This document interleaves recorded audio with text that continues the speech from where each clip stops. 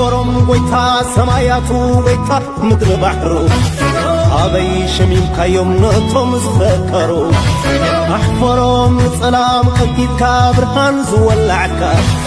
عدن صلاحتها أحفرم كمسنكا أحفرم أكبر أحفرم أبن حزبي أحفرم بسحم قماميرم أطوار تخمرو نسيل ومنيرو فطرتم زسعرو أحفرم موني تخالي لأختم يحزنو ملكت سعرتهم وجو يكدنو محلى نيكت سانتا زحابيو سلكي المفترات سيطان زساسيو عمس مغنتهم لغيتنا ماتو سلام تقاتلتي سول ميديا بزلكم وسلامكم يرجع خندكس كنتس إرتراونت كورمنت هيدرس عندنا كلكم تقاتلت سول ميديا دقيقة بتيخي تحللكم سول ميديا أمتبعت كورو زلكم أستواص وبدب ندامسكمكم بمجمرتا أزوي أقدس حبريتا ساعات شدشن فرقان كم زتري ودلكم معسكر دندن كبرات تقاتلت سول ميديا ساعة شدشن فرقان كلاتكم حبونات هاجراويان إرتراويان أزوم تريقوم دلكم موسي حاونا مست بعالت بيتو معسكر دندن بمخاد كم تريقوم دلكم بتعامل دس دبل ناي مرعو محليفهم اللو سلازي أبز ساعات زي كلاتكم إرتراويان زقدفكم قديفكم كتركبو بزقات عمت أوعيتنا نقرب ساعة شدشن فرقان برلين تايم زي تريقوا لهم هافتم أبز حلف أوان كأنمي 3-4 معالتي أنا محتاجة كايدن يرمس أبراهام حونا بتعمي أزيو كابتم نطفات إرتراويان هاجراويان أبستفر على أجات أميتاتون بوزوح وركوتو أب تباب إرترا زبر كدلو هافتم هافا أبتي مرعى ترقيبون يرو زي زخون دلو هاجر نابلكا هاجر يقالو قوة كمسي كتوجحن كتمسن هاجر يخاطبل كوجحن كمسن هاجر يلوم يوامس يملكا هاجر نابلكا خاقا من نتكا تأكل إزز قبر وين إزز ردع وين إزز فلت وين إزي كوننا تنحك انحيزوز غير كا قريبو عوشتي ريحيقو عبدقا خا نسو ترايز ورسا زهاك أمونغو نزا أمن كاي مرعين أمونغو نتريو مأمان زولو فلليو اسكا أبرها ليزيا وكان يمثل كحجي أبريمو نأبنت عواته أب 10 سوسان حدن أميدا إرتراب أدال كيدو كتوكسن كله أب سوسان حدن كوين تاتي سان حدن زلا إرتراب بأمنت سلزرعي أوكي أبتمرعى تساتيف نيرو قد متات كمون سفيه زغانك على محتت مسحونا موسي بقتتا كنقبرينا كاب إرترا 5 ودر لهم معسكر سنكلان دندن بمخاد مرعو حليفون له زغا بتعمي أبنتاوي أرآيا سدرابيت حداركم يبارك بزقاتا مخا نموسي عربو صباح أب سول ميديا حتى ترلوكمون كتحاتو أبو لعلو سبستانات أو تساتيفهم نيرو سلازي نتي ملو فيديو تحستون أب مونغو نداتنا تمدبات كنقصلينا حتى زلو سبت حتى تغديو نأكال سنكلان إرتراخا ممبرشيب أبالات بمخان أب هاغورو سلازولو زيادة حبريتاون شعو خبوكم يموسي كاب عدي حزلنا زمت اللومو سلازي كلاتكم زي أخي تحرفوكم التوم دي سمعكم أقدمنا نحبر لنا توم سمعكم كا بوستر لطيفنا سلازنبرنا صقم زلو يكونن سلازي ساعه شدشن فرقان كيتورفياتا قندي نايزي غداي زي مالتي نابت زقصل مدمنا خنكيد كبرات تخاتات سول ميديا از تريو ودلخم عصب ناي بعل الامارات عرب عصب ناي ابي احمد زغونه ازازي فولي اهادو دعمل سريع رابيد سابورت فورس ليتنا جنرال محمد احمد دغالو حميتي أقدم أبيلو أبزهاو مدري إيرترا فايتر جيت درون إير سابلاي حاجزاتن أزت سراوت إيرترا أبورت السودان كوينوم نتخوينات الفاشار نيل زكاد دولو يمرحور له بمبال ني إيرترا خس قريب له زي أويات زي حجي مجمرتو يكونن نمبل سالساي جيزي أويات يزدر بحزلو مرحتي إيرترا لعلو سلطانات جنرالات إيرترا بورت السودان كوينوم نتي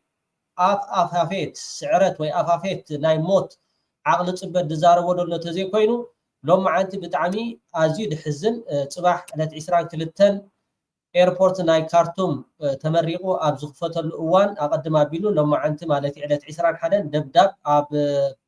كارتوم كم زكاير زغبر شبرا ني ايرترا خخص سر لمو درجه 9 ميتاويت تداي السودان اب تحتي زي حجي منجس السودان اب كارتوم زلو يزمرحو زلو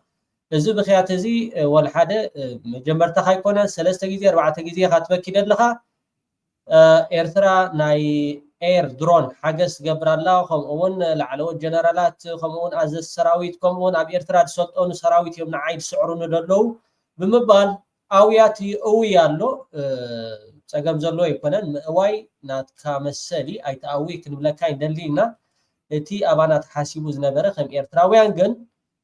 برعينو سالا معت زغونه مرحنت منجس حزب ايرترا مالتي تمعيدكا تسمعيكم كان كبر بريزنت سياسه فوركي اب حدا قطامي معيدكا مغابريا نايب على الامارات هيتكون تراداديخا بري الامان او تراداديهم بسلام فتحوه مستبالكا نسخا جن نتن ناي امارات ورق انداشتكا انداغحغحها نعن نختركبيلكا مالتي نحزب السودان اب حوط ابيسكا تركب حجيغا ملو بملو سعرتكا نا ايثيوبيا طرحي تريفنا دلو ايثيوبيا طرحي تريفنا دلو اوياتكا قصلو اوياتكا قصلو صقم زلو يكون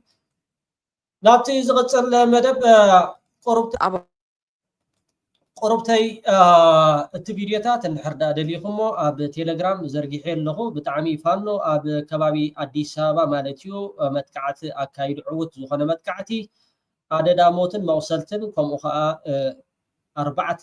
عبيتي مقاين كمستقاصدا ناي سراويت دصعانا نبرتن لوجستيكن مالتي ديبيا بمغبار اب كبابا اديس ابابا بزقاطامي كبرات تخاتاتلتي سول ميديا بحلفي ايرتراويان حجون دقيمنا دقاقيمنا تخيلكم وصو كو اديس ابابا تزكيلكم كا نو نحنا صباح نغو سبات هينا شجرنينا سدرانا هينا شجرنينا ربنا دمص خوننا اب صرغيا وصيهم دو ገለ ዝባሃል ነገራት لسمعكم اي كهلوني طرح زي كونه ኢትዮጵያ ናምንታይ አትኸይደላ እንድሕርዳ ኢልና ናውግ ሕድሕድ እያ ክትከይድ ኣብ ዝቀረባ ኣዋርሕ ይኹን መዓልታት ሰሙናት ማለት እዩ ስለዚህ ብስተኻለኩም መጠን እዚ ሎማዓንቲ ኣብ ከባቢ አዲስ አበባ ዝተኻየደ መጥቃዕቲ ቀስ በቀስ ናብ አዲስ አበባ ከኣቱ ምዃኑ ኣቀዲምና ንነግረኩም ኣለና ማለት እዩ ብስተኻለኩም መጠን ካብታ አዲስ አበባ ወፂኹም ናብ ኤርትራ ክትምለሱሉ ትኽእሉ መገድታት ብክልል ትግራይ ጌርኩም ዲኹም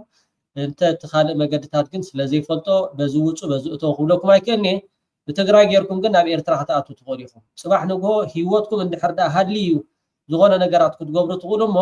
ብስተኻለኩም መጠን ቅልጥፍ ኢልኩም ካብታ አዲስ አበባ ክትወጹሉ ትኽእሉ መገድታት ከም በዓል ቤልጂየም ሆላንድ ካልኦት ከም በዓል ኣሜሪካው ናይ 2025 ዘውጻቶ መግለጺ ኢትዮጵያ ኣዝያ ዘይምችእቲ ወይ ከዓ ኣዝያ ተኣፋፊት ኣመጻኢ ناي وقع حد ككادلا زخئل ابتن قدامو تسريع زلخ بعالم كمتي جوار محمد زولو يوغوسلافيا يترف ترخبو يوغوسلافيا هاغورم حيزوم جمالهم حيزوم مع نامنت كل تግራይ هاغر تخون كل الامحرا هاغر تخون اوروميا هاغر تخون اذا خرخبو ينخلينا انتي داي كم صومالين كم سوريان ايا خطكون ايثيوبيا ስለዚህ ቀጥይኩም ውጡ ጥራይና ክንብለኩም ንደሊ እዚ قليل ابنت كونكم سلازغل اتي ناي ناتقاصلا مكاين كومون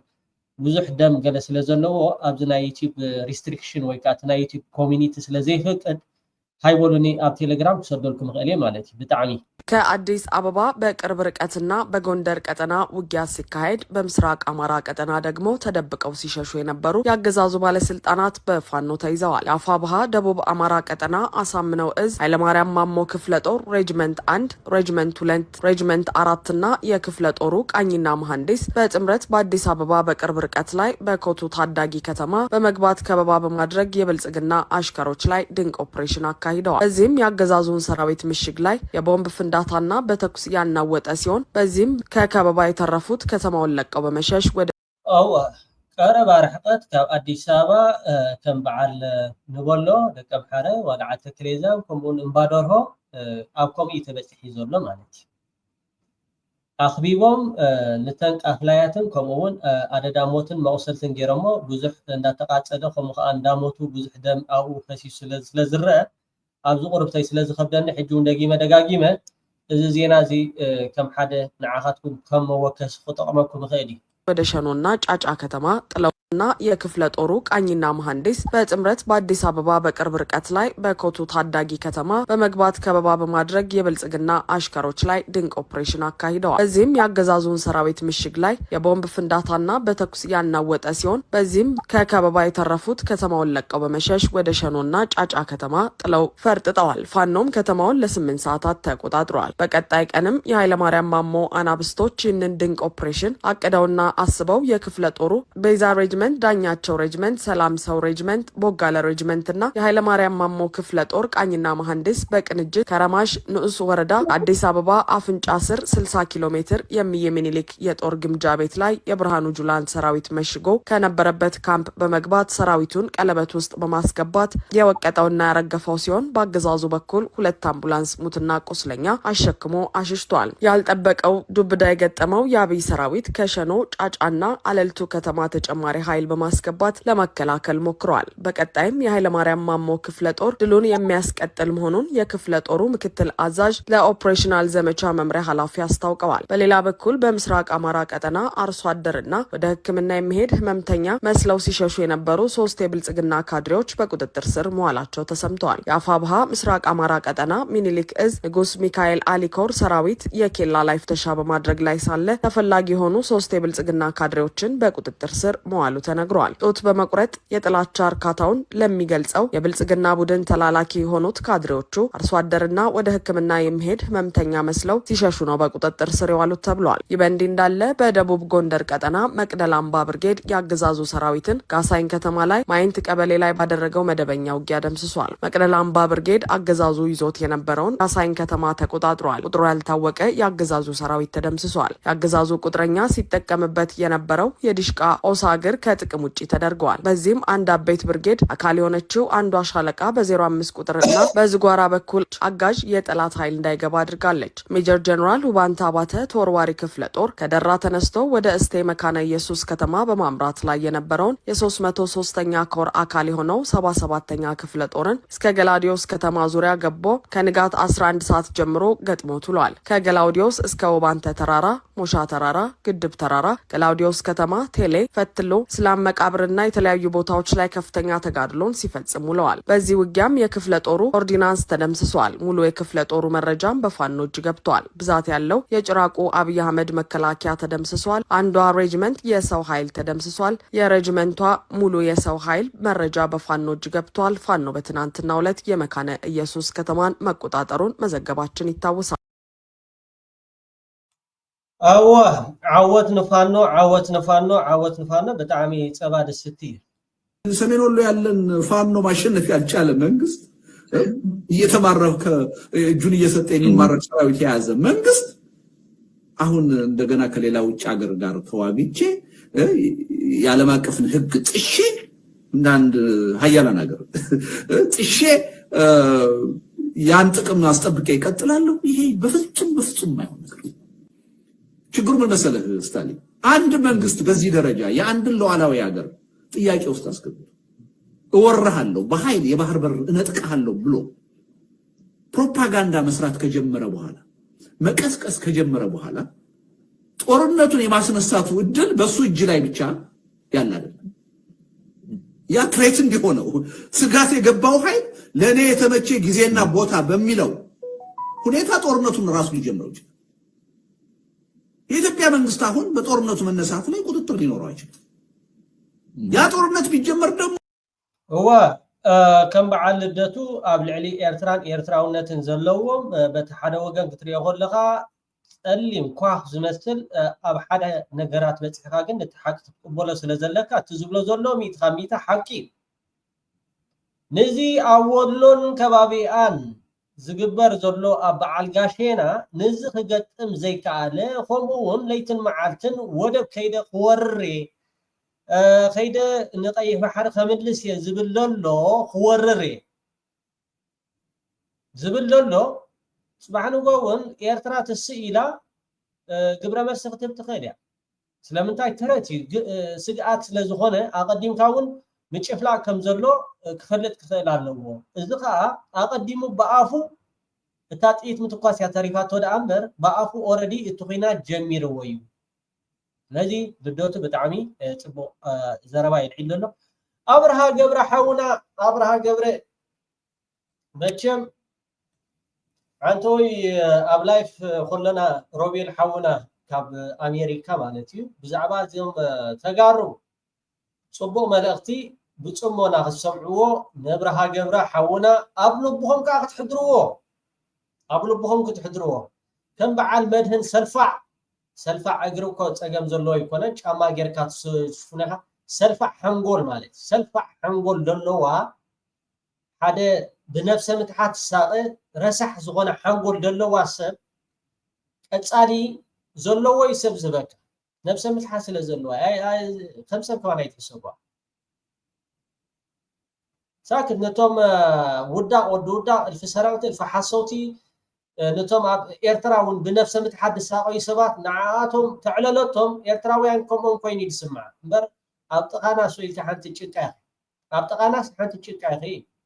ኤርትራውያን ብጣዕሚ ኢና ንዕቐኪ ንኸም በዓል ከማኺ ብጣዕሚ ኢና ንዕቐኪ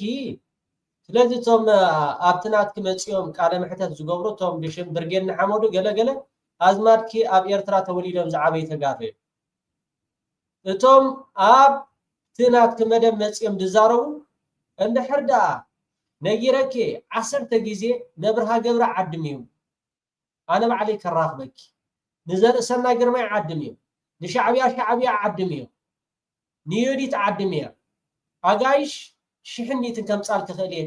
ኤርትራውያን ማለት እዩ ኤርትራውያን ድጨኑ እዞም ንስኺ ተምፂኦም ግን ጌሶ ድጨኑ ኣብ ኤርትራ ተወሊዶም ዝዓበይ ተጋሩ ተደይ ኮይኖም ስለዚ ንከባበር ክብረትካ ሸትካ ዝርከብ ክብረት የለን ንዓኹም ንክሕሸኩም ኖ ንሕናስ ከምኡ ኢልና ክንቅፅል እንድሕር ዳ ኮይኑ ኣብርሃ ገብረ ኣይትገፍሓኩም ኣይትፀበኩም እስከ ርእይቶኹምን ሓሳባትኩምን ሃቡ ኣብዛ ናይ ኣብርሃ ገብረ ሓውና ርእይቶኹምን ሓሳባትኩምን ሃቡ እዚኣ ፈቲኹም ከይፈተኹም ለይትን መዓልትን ንግሆቆም ቁርሲ ከም ምሳሕ ከምኡውን ክድቅሱ ከለኹም ከም ድራር 3 ግዜ ክሰምዕዎ ኣለኩም እቶም ተጋሩ ኣብ ልዕሊ ኤርትራን ኤርትራውነትን ዘለኩም ኣዝብልየስ ማለት እዩ እስከ እዛ ፀፋ ሓንጎል ስራት ግድፈስ ተሕወሓት ምድከፍ ሕወሓት እውን የገርፈን እሱ እውን የገርፈን ኣብቲ ሕወሓት ውሽጢ ዘለው ሰባት ነይሩ ማለት ሞዴል ጌርካ ዝወሰድካዮም ቅድሚ ፕሪቶሪያ ጀሚርካ ኢኻ ድሕሪ ፕሪቶሪያ እዩ ካበይ የበጋግሳኻ ዝብል ንላዕሊ ሞ ድሓር ብዛዕባ ፅምዶ እውን ክንውቅዕ ህዝባዊ ግንባር ሓርነት ኤርትራ ከም ትውድብ እየ ለክለኹ ሮል ሞዴል ኢና ፈተወ ይቀበሎ ዘይተቀበሎ ኣይቀበሎ ጉዳይ ኣይኮነን ናተይ ውሽጣዊ እምነት እዩ ካብ መዓዝ ጀሚረ እዚ ካብ ቀደም ሒዙ ኣብ ላዕሊ ህዝቢ ትግራይ ጀኖሳይድ እንትፍፅም ብስሩ ጀኖሳይድ ከይፈፅምን ኣሎ ህዝባዊ ግንባር ሓርነት ኤርትራ ናፃነት ኤርትራ ዝቃለስ ዝነበረ ዝሰርሖ ተግባር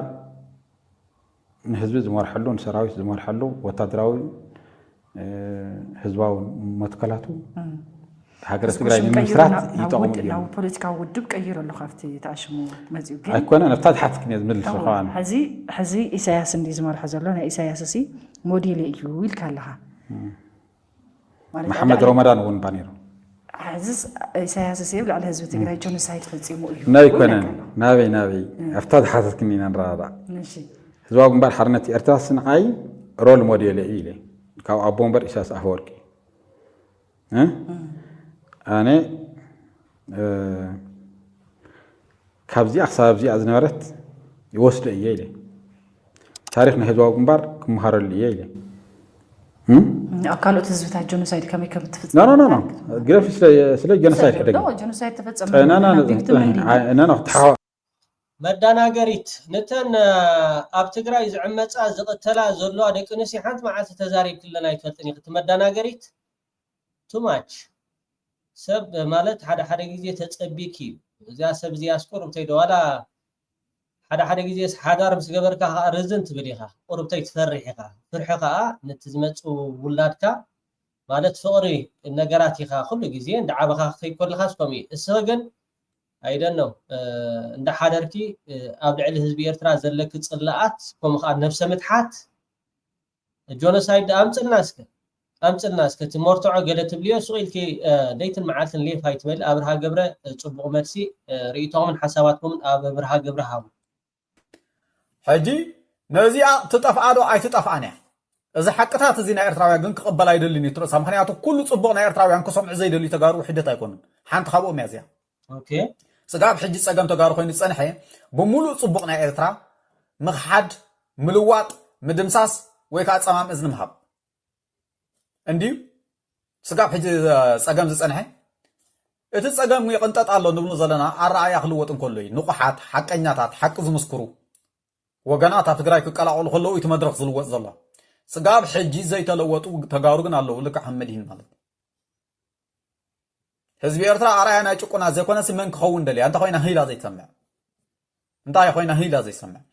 ፖለቲካ ኤርትራ ኢልዋ እንተ ኮይኑ እንታይ ኮይና ህይላ ዘይትሰምዕ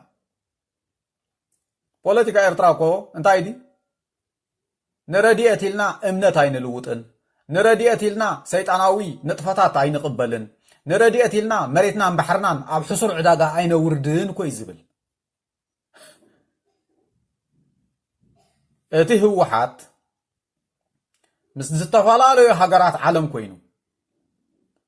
ከውድቆ ዝሰርሕ ነበረ ፖለቲካ ኤርትራ እንታይ እዩ ዝብል ነይሩ ንዕዳጋ ዝወርድ ባሕርን መሬትን የብልናን ንትካበይልና እምነትና ሃይማኖትና ኣይንሸይጥን ኢና ጉዕዙይ ዘይባህልና እልፊ ወልፍታትን ስዲ ናይ ምዕራባውያን ድልየታትን ኣይንቕበልን ኢና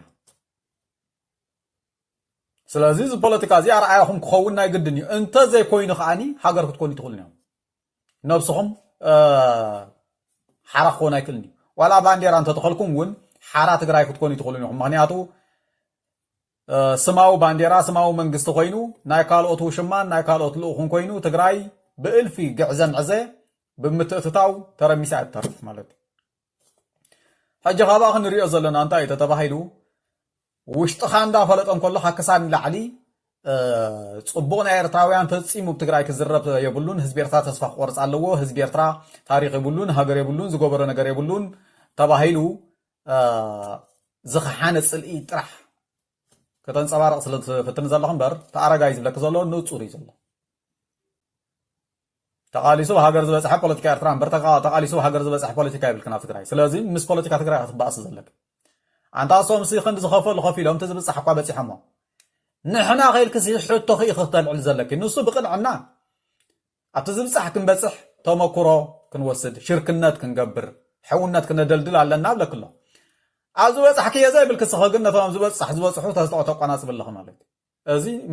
መሊሱን ትግራይ ዝርምስ ኣተሓሳስባ እዩ ተወሳኺ ኸ እንታይ እያ ትብሎ ኣነ ድሌተይ እኮ ህዝቢ ኤርትራ ሕማቕ ኣይኮንኩን ዝደልየሉ ግን ኣብ ትግራይ ዝተፈፀመ ብሕጊ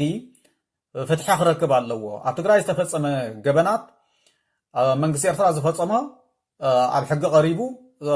ፍትሒ ክረክብ ክኽእል ኣለዎ እምበር ንህዝቢ ኤርትራ ከምቲ ዝረኸብናዮ ርኸብ ኣይኮንኩን ዝብሎ ዘሎ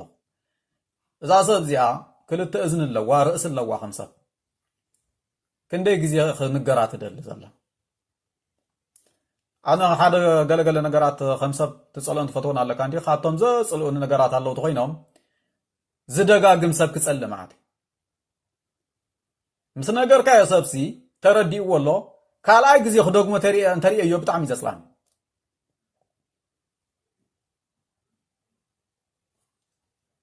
ብዛዕባ ፍትሒ ክረክብ ኣብ ትግራይ ተፈፀመ ክስታይዶ ኣብ ትግራይ ተፈፀመ ክስታይዶ ዝበሃል ካልኦት ብሄራት ኢትዮጵያ ዝፈፀምዎ ፌደራል ኣብ ኢትዮጵያ ዝፈፀሞ ናይ ግድን ገበን እዩ ክሕተተሉ ኣለዎ ምክንያቱ ህዝቢ ትግራይ ወል ሓንቲ ይገበሮምን ንዑ ፖለቲካ ትግራይ ንብሄራት ኢትዮጵያ ወል ሓንቲ ይገበሮምን ኣምሂርዎም ህንፃታት ገይሩሎም ወል ሓንቲ ይገበረሎምን ከቀባጥር ክብልሲ ዘይገበረሎም ነገር የለን ተመሊሶም ግን ኣብ ሓዊ ጠቢሶሞ ብፀድፊ ደርብዮሞ ብርግፅ እዚኦም ክትሃድንዎም ኣለኩም ኮፊልካ ዘረባ ዳልኩም እምበር ሓቀኛታት ትኾንኩም ነዚኦም ክትሃድንዎም ኣለኩም ፈደራል ዝበሃል ከመይ ገይሩ ብድሮናት እንዳገበረ ስጋ ናይ ኣዴታትኩም ኣብ መቃይዕ ከም ዝስጣሕ ይገብሮ ነይሩ ርኢኹም ኢኹም እንታይ ስለ ዝገበርኩሞ ወላ ሓንቲ ብመንነትኩም ጥራሕ ማለት ናቶም ካልእ ዘረባይ ብዛዕባ ኤርትራውያን ኣልዕልኩም ክትዛረቡ ከለኹም ግን ከምዛ ትብልያ ዘለኺ ሕጂ እውን ንሻውዓይ ንዓስራይ ግዜ ኢና ንዛረበሉ ዘለና ዝኾነ ትግራዋይ ከምዚ ናታረኣያ ዘለዎ ማለት እዩ ትግራይ ቅድም ፍትሒ ክትረክብ ኣለዋ እቲ ዝተገበረ ገበንዶ ገለ ክትብሉ ከለኹም ኣቐዲምኩም ንስኻትኩም ኢኹም ተኸሰስቲ ነዚኣስ ክንደይ ግዜና ክንደግማ ትኽክል ኣብርሓወይ ትኽክል እንጀራ ዓለም ብላዕ ቀፅል ተዘሚትና ትብሉ ተኾንኩም ንቅድም ተን ዝዘመትና የንጥሪትና ዝዘመትኩም እንጥሪትና ኣምፅወን ዝተዘምታ ጥሪት ካብ ትግራይ ጭብጥ ኣለኩም ተኮይኑ ኣምፁ ዝረኣናዮ የለን ወላ ተዘሚትና ብዝብል ቃልኩም ክንከዶ እንትኾንና እውን ኣቐዲምኪ ንስኺ መድሂን ተን ካብ ጋሽባርካ ዝዘመትክየን ጥሪት ኤርትራውያን ኣምፅየን ተንከብቲ ሓተፍ ተፍ ተፍ ተፍ ከም ፅልል ትስኢልካ ከም ኣበልካ ዝበል ዓጤል ገልጠምጠም ኣይትበል ገልጣም እዚ ርእሲ እዚ ሓድሽ ርእሲ ይኮነን ኣብ እዝን ከዘይበፅሕ እውን ኣይኮነን ኣብ እዝን ኩልኩም ተጋሩ በፂሕ እዩ ቀፃል ንዛረበሉ ርእሲ ትፈልጡ ኢኹም ትፀገም እንዳፈለጥካ ምድጋም እንዳሰምዕ ዘዝቀጠስ እንዳፈለጠ ቅበሮ እዩ ዝመፅእ ኣብ መወዳእታ እንዳሰምዐ ቅበሮ እዩ ካሕሳ ጆኖሳይድ ገለ ዝበሃል ካብዛ ኣፍኩም ከማን ከይተውፅዎን ካብ ኣፍኩም ከይተውፅዎን ንኻልኦትኩም በልዎም ንብሄራት ኢትዮጵያ ከም በልዎም ንፌደራል ከምኡ በልዎም ኣብኡ ሓቅኩም ኣለኹም ፅቡቕ ገይርኩምሎም ኣእዳውኩም ካሴሮምኹም ኣጥፊኦምኹም ንዖንኩም በልዎም ኤርትራውያን ግን ከምቲ ዝበደልኩሞ እኳስ ኣይገበርኹምን ከምቲ ብርእሲ ኤርትራ ዝፈፀምኩሞ ገበን ኣይገበርኹምን ተመሊሶም እዮም ኣድሕኖምኹም ገበነኛ ኣብ ሕጊ ክቐርብ እሞ ክትከሓሳ ይብለካኒ እታ ካሓሳ ትበሃሲ ቅድም ክሓሱ ኢልናኩም ቅድሚ ሕጂ ካሓሳ ኢሎም ገሊኦም ተጋሩ ቅድም ክሓስ ኢልና እዮም ክሒስካ ትክሓስ ኢልና እዮም ፍትሒ ኣብ ርእሲ ትግራይ ተገበረ ትብልለኺ ቅድመኺ ፍትሒ ንሓትት ንሕና ኢና ቅድምና ኣብ ሕጊ ዝቐርቡ ብገበን ዝሕተቱ ቶም መራሕትኺ እዮም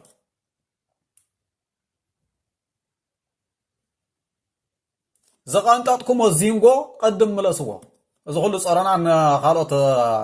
ናይ ደባት ዓድታትናን ቀንጢጥኩም ዝሰረቕኩሞ ዚንጎ ንቅድም ምለስዎ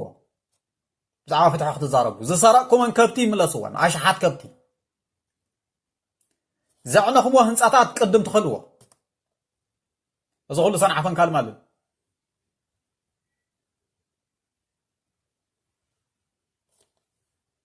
ዘይሕለዮ ቁፅሪ ህዝቢ ኢትዮጵያ ሒዝኩም ዘኽፈልኩምና መስዋዕትን ዝለኮምኩሞ ሲቪል ህይወት ኤርትራውያንን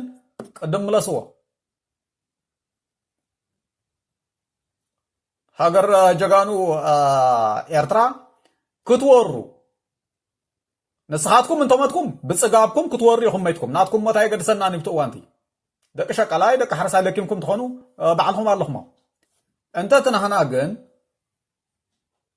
ነትናትኩም ወራር ንኸፍሽል ዝተኸፈለ ዘይደለናዮ መስዋዕቲ ስለ ዝኾነ ንሱ ከይተረፈ ክትኩሕስዎ ኢኹም ኣካሓሓዝ ተኮይኑ ምክንያቱ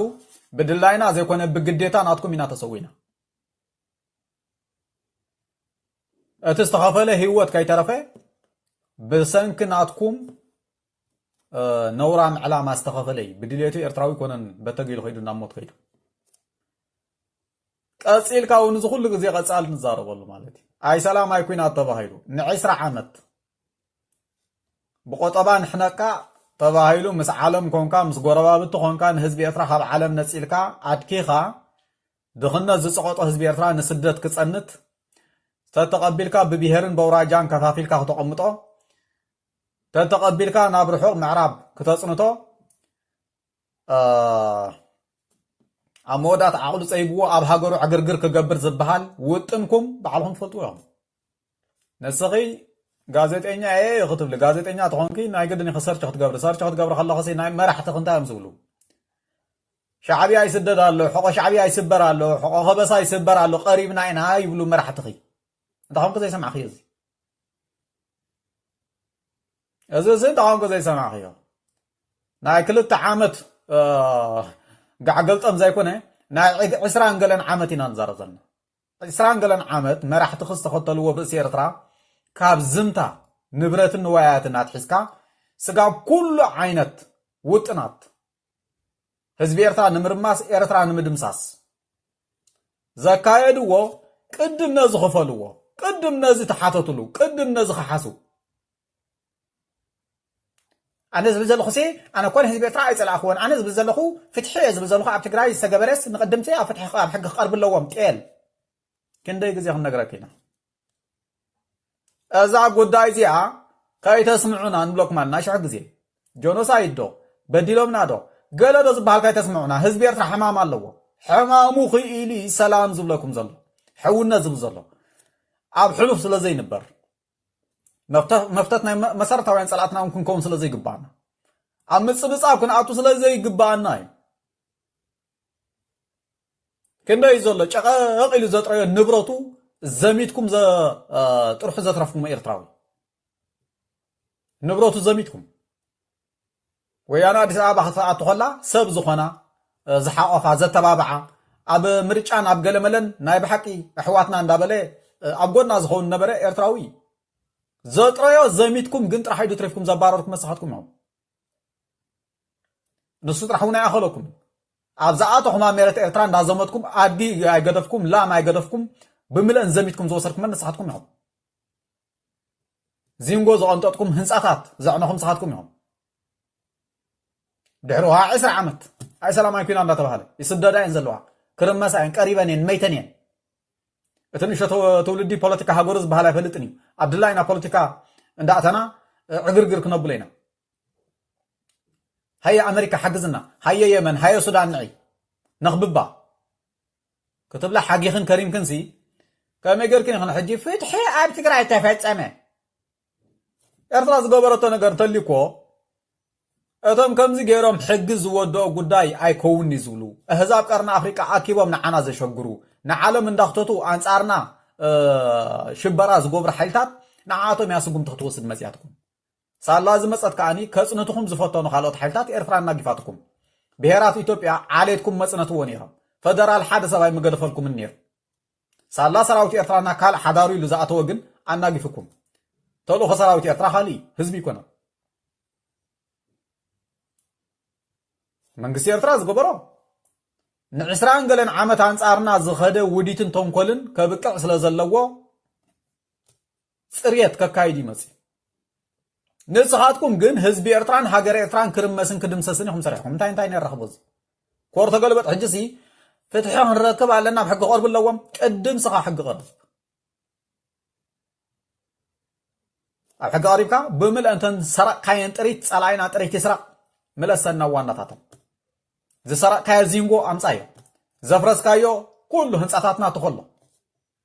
زباخنايو بمولو عدلات نعسر عامت مس عالمن مس غربابتم كونكا زغبر كاي تونكل كلن زين كحسن شعو تزارب تقرينا عندهم صم عندك زين عندك مز نحنا انا نز غداي زي خنا لعلنا دينرنا نحنا كنا لعلنا قدم ايثيوبيا يلعلنا لان دحرنا نويانا عيل علنا لون تزهد خيد الله زحلف حليف الله تاريخ نعنا زقدسنا مو داتا كلهم عينتات واقع مستخفلو هاجر إيرترا هلونا هاي أنا تو سمعتات مو داتا هيوتهم كفيلم حدري لهم زهبوخا تانسم حدري لهم زهبوخا مو داتا حلو كان صف كان الساعة نسا حتى فيه ولا نعاخم أخل تحسنا سلنا ريا خاني زباخنا عدل زيت أفا نبرات كالمال كتكا أخليو إلنا إنا نخيد نسلامنا نقامت نغنميتنا نري ساعتكم ندحريتكم تري ندحريت نرى تغوين جن صوب بقرنا هنا رأيكم سلازلنا قدم زي سرقكم وملسوا سلازغون حجي أبزر استزي شون كل الكي تقولوا كايت العلوان بلوك معلم ورايل كان حزب إرتان تقراين أبنا يكوينات منفس نخطن برا سلامون شركناتهم كزرق نزدلي سب أوان بزين راح يزحم بس عزين راح يزحم بس حسو اندانا غيركايو اندا فلطون كله مليشي دغمن نمنتاي رخص منفس زلو سيطان زحازو نايب حق نوران سبي نورام سب بس قاعد رازي كونس بنفس زحتت ديابلوسي تغكل سلام نايز حرسا شق على كزرق زدل مالك أجرجر زبرها كوينات موت دك هزبي كرئ زدلي هزبي فلاليو خنبر زدلي بعلى قسب نزياني تخطخن اندا فلته اندا نجر كيام كل خمالك هزبي قنا بزق وانزير وبحوس لز فلته بخمسات زخيد أيكونن نسخن أنت مدين تبهال سبجن رحقتونا يكونكن سب وصيتي زحفظ عند حرت دقاق مية تبزحية خونكي أما أغلى زب تقرأي خزل لخي تقرأي كأخذ إرتراح حق يكونن كاب تقاري تحلفني خا خبير تراوي تحلفني خا حدا معلت زبزح انتوي أبي توبيا أبصدان على خزب السب رحوق يكونن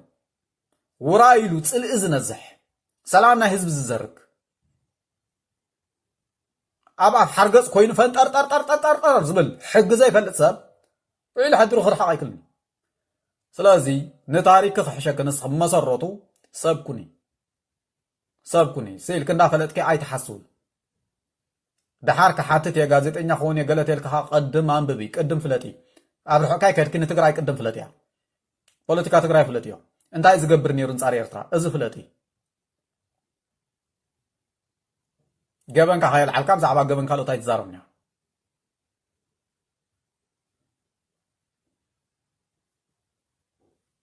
توسع هو انت تبلو انت راني إثيوبيا هم غير كازيت حليلا ني إرتراويان تحليلا ني إرترا سي إثيوبيا هم غير كازيت حليلا راي وازيا غازيتنيا تبل غازيتنيا كو خمزراربا هم موياسي زفلطي زنببي سيلكا غازيتنيا كوني زنببه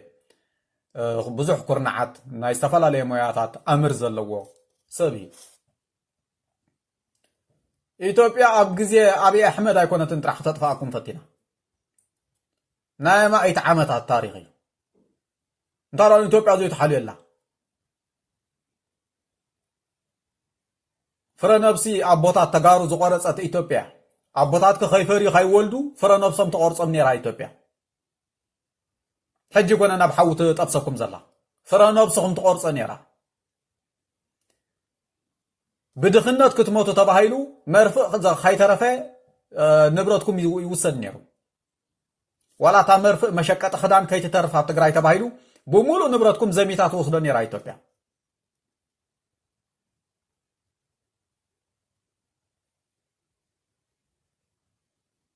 بعصبه ክትመጡ ከለኹም ሓንቲ ጥርት ብል እኽሊ ኣይተቀበለኩም ነራ ስጋብዘ ናትክ ትውልድ ኻኒ ርኢኽዮ ማለት نتنست خرايط ولا نقلب تكزي دربيوه نقلي يصدفوه سقاب حجي عب سلطان زبهالون كريهم ايدلينيم نحنا اقسماويان نحنا بهل لنا نحنا قانقوا لنا خطب لون ايدليكم منيم نحنا تبهل ناتكم دمص خصمعوا يدلينيم كطفوخم يمدلي سقاب زنات كتولدي حدش غنا يكون دقيقه استفانوس تبهايلو ما بحقوتات كهنات ملحاسهم يقريصوم زرا يعقوب زرا يعقوب إثيوبيا ملحاسهم يقريصوا بصد في دربيوا كنتنا تسرعتهم لخو املخو يلو مالتي ኢትዮጵያ ወዘተ ተሐለላ ገልዳም ኣብ ኢትዮጵያ ትልኽ እንዳበልኩም ትቆጽሉ ዘለኹም በብእዋኑ ቲ ዓሌትኩም ክጸንት ይፍትን ቁርብ ይምለስ ብዕድል መሊሶም ክጸንት ወፍትኑ ብዕድል ይምለስ ብሰንከልከል ይኹም ጸንሕኩም ስጋ ሕጂ ተዝሓለፈ ቃልሲ 17 ዓመት ከዓ ህዝቢ ኤርትራ ደግፍዎ ኣበጊስዎ ዓዲ ሰብውን ኣጽሕዎ ካብ ምጽናት ድሕንኩም እምሮኹም ተኻኺሉ ናይ ብሓቂ ኤርትራ ሒዝካ ይኹሉ ምስ ኤርትራ ተተባይስና ሕጂ እውን ታጽንተት ክትመጸና ንኤርትራ ደጀና ጌርና አንጻር ኤርትራውያን ዝኾነ ተንኮላትን ፖለቲካን ካይገበርና ሓሳብ ኣካይዳ ካይተኸተልና ንዓቶም ተሒዝና ኣብ ኢትዮጵያ ኸቢርና ክንቅጽል ንኽእል ኢና ምስኣቶም ተተባይስና ግን መሊስና ናብ ድሕሪት ክንምለስ ኢና ኢልኩም ኣብ ክንዲ ተሓስቡ ገልብጥ ኢልኩም ዛዝራኹም ጌርኩም ማለት ነሳ መስኮነት ከዓ ንበይንኹም ጢል ኢልኩም ተሪፍኩም ኣብ መወዳእታ ታ በላዕኩም ዝኾነት ኢትዮጵያ ከመጽያ እንደገና በላዕትኩም ሕጂ እውን ተዘይተማሂርኩም ቅኒ ኢላ ከዓ ክትበልዓኩም እያ እሱ ዝድገም ታሪክ ካብ ታሪክ ተማሂርኩም ተዘይወፂኹም ሕጂ ንቐጻሊ እውን ክትበልዓኩም እያ ንሱ ይትዛንታ ኢትዮጵያ ካብ ታሪክ ተማሂርኩም ንኤርትራ ደጀንኩም ጌርኩም ኣብ ታሕቲ ዝኾነ ይኹን ኩነታት ምስ ኤርትራ ዝተናኸፍ ዘየድሊ ቃላት ዘየድሊ ተግባራት ኣቋሪፅኩም ኤርትራ ናይ ብሓቂ ጽንዕቲ ደጀምኩም ክትገብሩ አንተ ኸኢልኩም ተማሂርኩም ኣለኹም ክትቁጽሉ ኢኹም ወላ ሃገር ክትኮኑ ትኽእሉ ኢኹም ከምዚ ናይ በዓል መድህን ጽንግሊላ ተሓሳሰባ ኣብ ተንኮላ ጽልኢ ኣብ ሕስዳ ተመርኪሱ ጸላኢኡ መሰረታዊ ጸላኢኡ ዘይፈልጥ ዓቕሙ ዘይፈልጥ ኣረኣያ ግን ልክዕ ታሪኹ ይኽድገም መሊሳ ሕጂ እውን ክትበልዓኩም እያ ማለት እዩ ስለዚ ነዚኣ ኢትዮጵያ ራሱ ይተሓልየላ ትብል እየ ዘለኻ ኤርትራ እንታይ ገይራ ሃትያ ኤርትራ እንታይ ገይራ ተከይል ኣብቲ ቀደም ተኾና ኤርትራን ትግራይ ወሪር ይፈልጥኒ ሃፀያት ትግራይ ናብ ኤርትራ ዝመፁ ነበሩ ጽቡቕ ቀውዕ እንተ ነይሩ እኹል ቆሎ ኣለና ኢሎም ቆሎን ተረኺቦም ቆሎ በሊዖም ክወሩ ይመፁ እኹል ቆሎ ተረኺቦም ካልኣይ ሓስብን እዮም ቆሎ ምስ ፀገቡ ክዞምቱ ጥራሕዮም ዝሓስቡ ነይሮም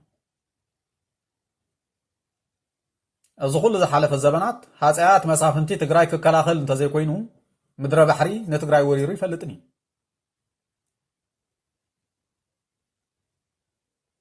ክከላኸል ጥራሕ ይብሉ ነይሩ እንታይ በደል ትፈልቲ ኣብ ምድረ ባሕሪ መፂና ዝበሃል በደልሲ እንታይ ኣሎ ናብ ትግራይ ኤርትራ ከም ሃገር ኣብ ዝኾናሉ ኣንጻር ትግራይ እንታይ ጌርና ንፈልጥ ትግራይ ኣብ መንግስቲ ክቕይር የስመራ ከኣትዮ ኢላ ንህዝቢ ኢትዮጵያ ክቲታ ንኻልኦት ሃገራት ዓለም ሒዛ ሰለስተ ወራራት ዘካየደት ትግራይ ኤርትራ ኣይኮነትን ሕጂሲ ከመይ ጌርካ ንኢትዮጵያ ዳ ዘይተሓልየላ ንኢትዮጵያ ዳ ከመይ ጌር ነብ ሓጎታቱን ንዑ እንተፅንት ዘላ ከመይ ጌር ይመሓልየላ ናይ መንነት ጸላኢቱ ምስ ኤርትራ ብምንታይ ክነፃፀር ይኽእል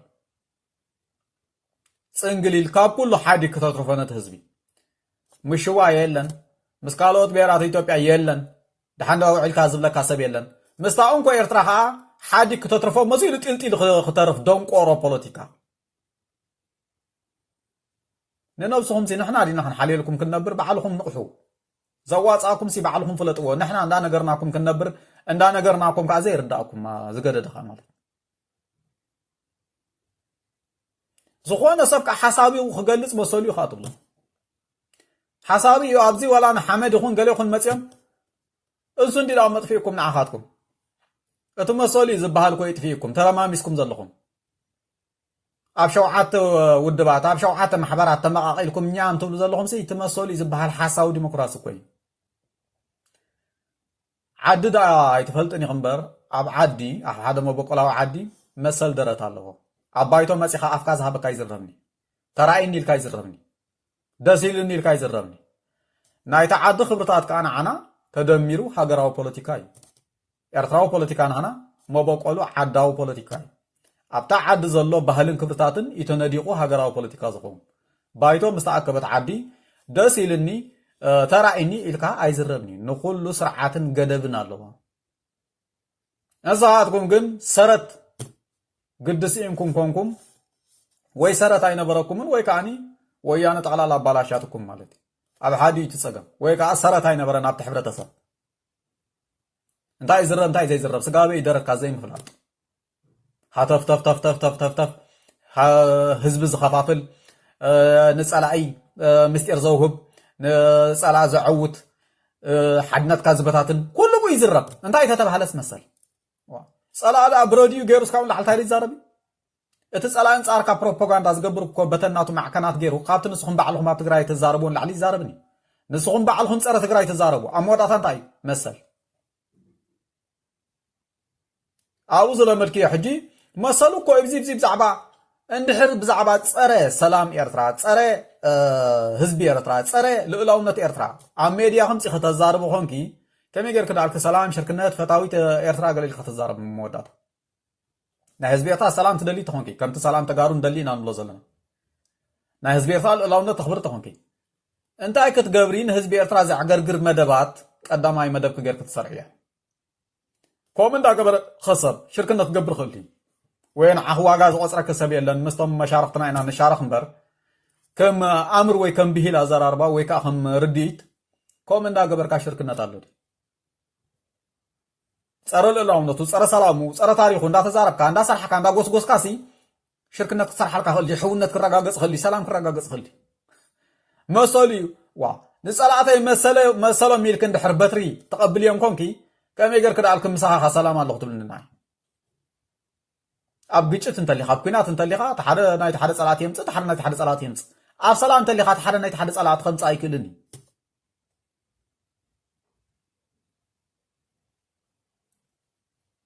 تزجرن مالت بلب جن وانا عاطم خدلي بلب بين الصحي كركور صارقان كركور جيتاچو خي بلب تخينو برغص كاب عقن لعل صل ابري ابرس يرترا لك تدغاغيم انا خمز لك يفلطني طقلالا جن تتفي مالت حانت صنجليل يا جن ريها خمزيرا خشلن نالكا تخيكاسي غزي خعريا يزبل نيران تخكل أنت وقعتي هاجن مس جزية استجزية خمرة خلي بزح تزايد حلنا حايش زعينو تيزغينا ترى أخو خجن تسأل تختم حايش تخلني هاي يس 4 نتوي يغني لا برها عون إذا حالة فسألي بيرفع سلزلكي برجس نظام كم زيام زعم صالح عوالي خمدة بكتبيهم تدلي تقرأي ناتهم كتكون يخدلي نيركي مسألة من دي تبلي أنا أرجعيسي مسألة ملك تراي يكونن مسارح تخو خون تدليهم وين ساتهم يمنيرا يس تقرأينا كم زيام زعم صالح خدعات الفتر كمركين يرفع خربشو زدولي حالتات ناتهم كتكون يخدلي نيركي أي تخالن يلن أي تخالن كأسقاب حجين تايتو الله حجين مسألة ملك زي كونكي مسارح تخي يخدلي يمنيركي تغكل 4 نتوي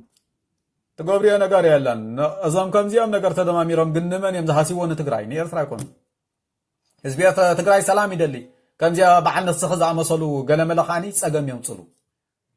حزبيات تقرأي شركنا تدلي كان زي خما خز عم صلوا زي نقول خم قال أنا بسأل زمر حسابات كاني قبل يوم صلوا صعدكم يخم صقم يغني لا أبرحونا سلازي تي أجدس زخونة لبام مخ أملس يلك تاريخ كمون أبو لبام حذره عندما تعنا لها بكابريش حاونا اسكريتهم حساباتكم من هابو أبزي أبرح حاونا خزارة وتسان حتى ينكي يغني لنا صبوت مرتي أحفرم ويتا سماياتو ويتا مدر بحرو أبي شميم كيوم نطم زفكرو أحفرم سلام أكيد كابرهان زولعكا عدن صلاحتها أحفرم كم سلكا أحفرم لي أكبر أحفرم لي أبن حزبي أحفرم بسحم كماميرم أطوار تخمرو نسيل ومنيرو فطرتم زسرو أحفرم موني تخالي لأختم يحزنو لكت سحرتهم وجو يكدنو المحلى نيكت